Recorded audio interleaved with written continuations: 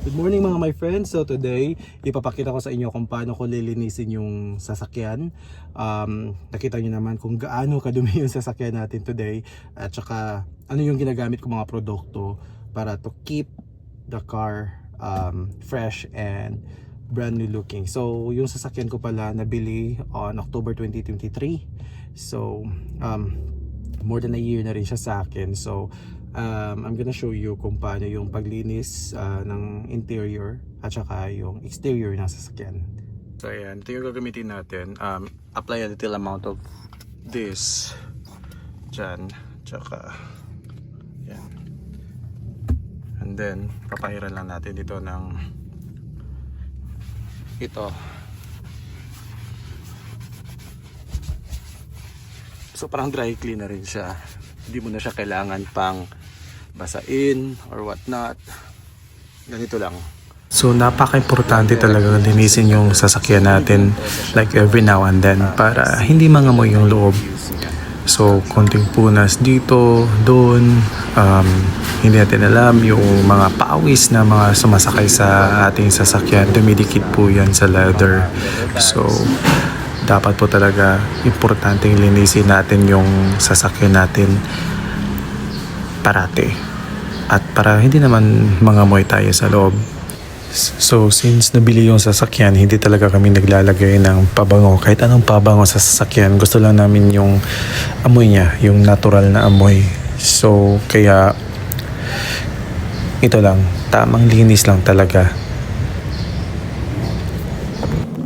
Ang ina-apply ko naman dito is yung pampakintab ng leather para mukha talaga siyang malinis na malinis. At tinatanggal niya yung amoy na nakadikit. So yun.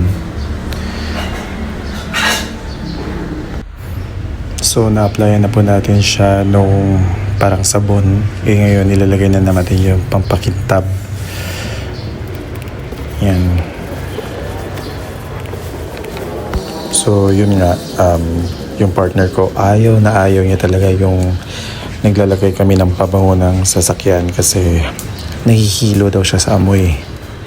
Kaya yun, nakasanayan na wala talaga kaming pabango nilalagay. So kaya dapat malinis yung buong loob ng sasakyan. The good thing about buying premium M-Grand is built-in na yung leather seats niya. So, kaunting dagdag lang compared to comfort is yung fabric pa yung upuan mo. Unlike this, yan, leather seats. At saka yung kinagusto ko talaga is kulay asul yung kulay niya, blue and white. So, napaka-premium talaga. Also, I find it very unique to have combination of blue and white na interior. Kasi karaniwan, it's either full black or black and red ang kulay ng interiors.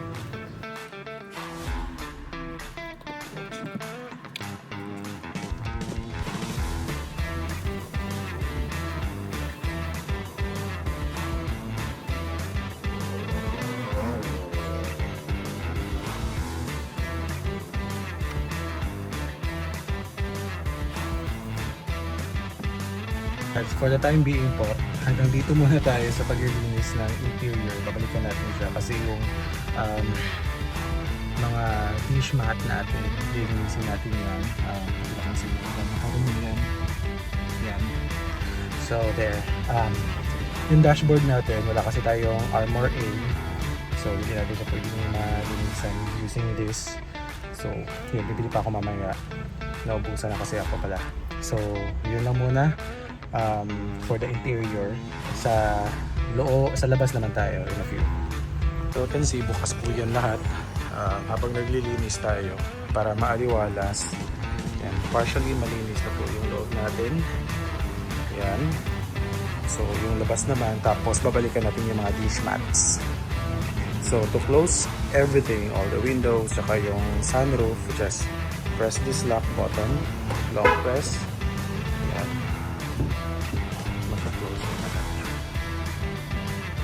So mag-umpisa na tayo. Sobrang dumi. tabo at saka tubig lang muna yung gagamitin natin kasi wala tayong hose po dito, masyadong malayo po yung gripo sa parking lot namin. So yan. So as you can see po, tubig lang po yung gamit natin kasi may ceramic coating na po yung sasakyan. The advantage naman po of having a ceramic coating sa sasakyan is maliban sa parati siyang makintab, madaling malinisan, is protected din yung paint mo in the long run. So makakasave ka from having a car wash from time to time.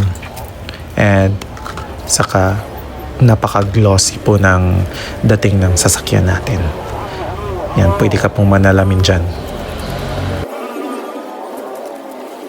Yan, so sa kabilang side naman tayo, tubig pa rin yung ginagamit natin as you all can see.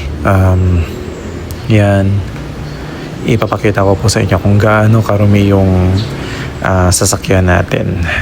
Daming putik niyan, but tubig lang talaga yung katapat.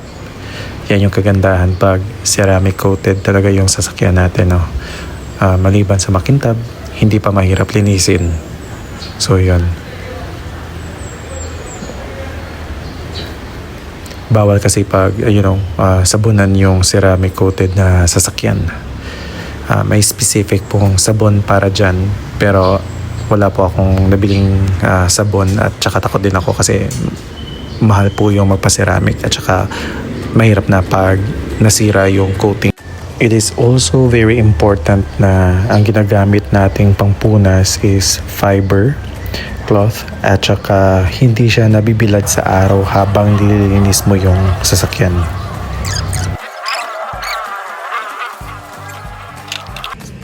Yan, nakikita nyo po ang dumi-dumi po ng dish mat natin kasi umuulan po this past few days, so ang daming putik talaga.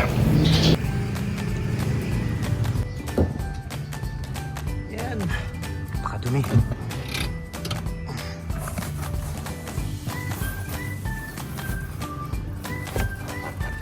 So ayan, nalinis na po natin yung dish mats natin na napakarumi kanina. So ilalagay na po natin sila isa-isa sa loob.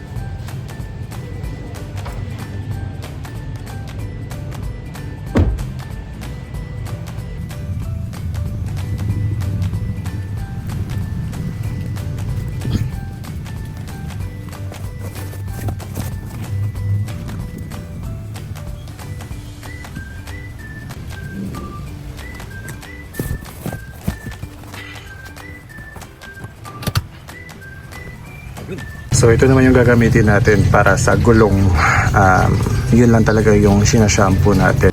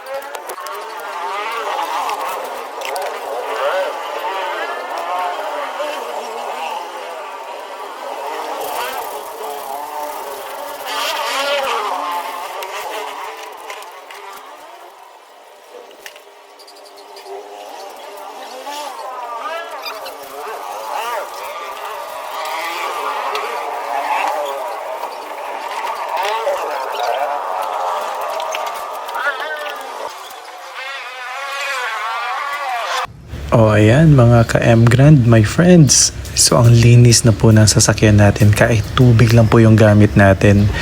At ang loob po natin ay sobrang bango na po. Bangong malinis. So yun. Pakaganda, parang bago ulit yung sasakyan natin po. So tulad po ng sabi ko, tamang linis lang po yan para always fresh at saka walang amoy yung sasakyan natin.